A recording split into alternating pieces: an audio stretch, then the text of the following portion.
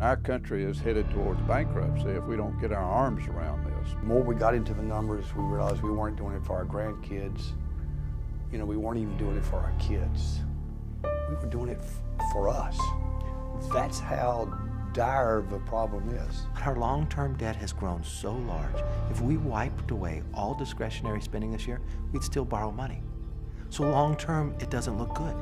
That it's already hurting us. The evidence is that countries with the U.S. level of indebtedness grow more slowly, say a percentage point per year on average. Right now, that's 1 million jobs, and that's something we should care about. The federal debt crowds out federal investments in cities.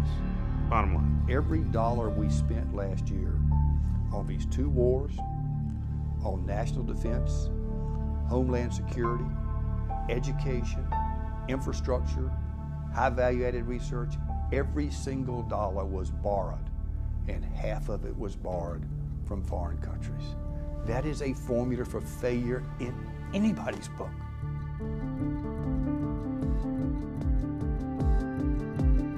The basic problem is getting the debt under control so it's not growing faster than the economy in the long run, but doing it in a way so that it doesn't threaten the recovery which we need to get people back to work.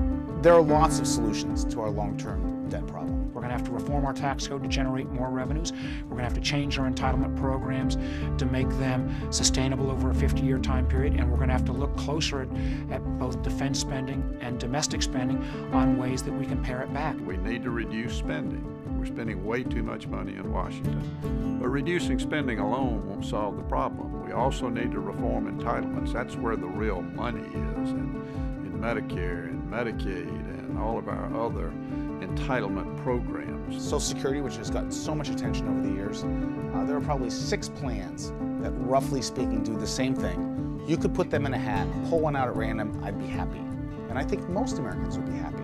You're going to have to figure out a way to get revenues increased, because now our revenues coming into Washington are about 14.5% of GDP. That's as low as it's ever been, and we've got to make sure that we figure out the right way to get those revenues up. The best way to do that is through a total reform of the tax code. We have to do this in a sensible way. We have to do it in a way that still allows our economy to grow.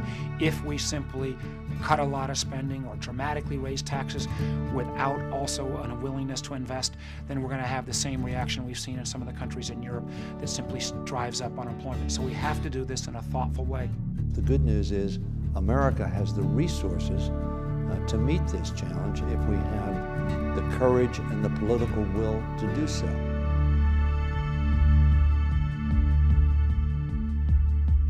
This is going to be the perfect fiscal storm between the election and the next Congress. There are a whole group of forcing actions, things that nobody wants to have happen, but which will happen if the Congress does nothing. Something has to happen on the debt limit, because boom, it's there. Sequestration, something happens, otherwise it's carried out. You have to do something, otherwise tax increases will come. So all of this fiscal storm, this challenge that will confront us, this adverse impact to the economy if we don't reach an agreement, will be a motivation, hopefully, for us to act positively and to come together and make an agreement for positive action.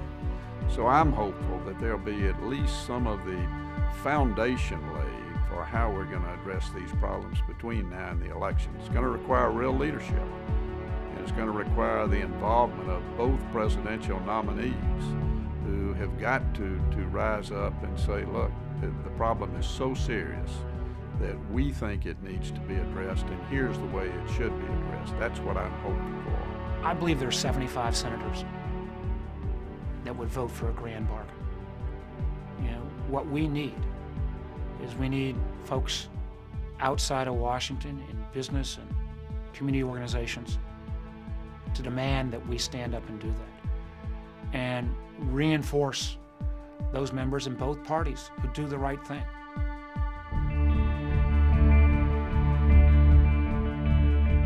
Are we really serious about the way we're going to govern this country? Is it going to be the right way?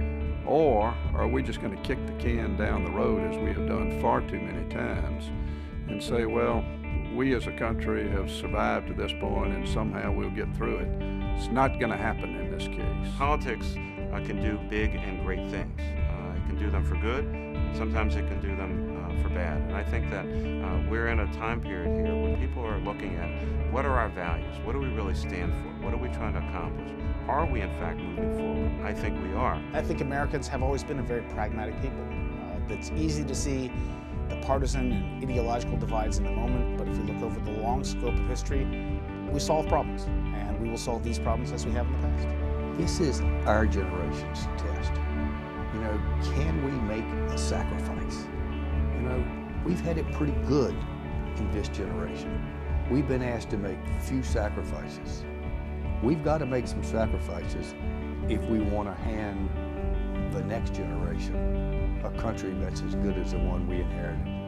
Americans, when it really gets tough, and there really is no alternative, have shown over time they're prepared to do the tough things to get their country on the right track. And that ought to make us optimistic because the American people are resilient people, a smart people, a tough people when it comes to the final crisis that they have to overcome. Debt and deficit issues, whether we like it or not, have become a proxy for whether our institutions are up to governing in the 21st century.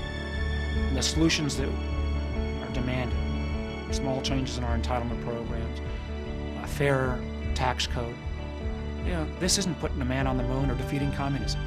If we get this fixed, the confidence that we'll build in the American public and our governing institutions in their future and their kids' future will be absolutely the greatest value we'll have.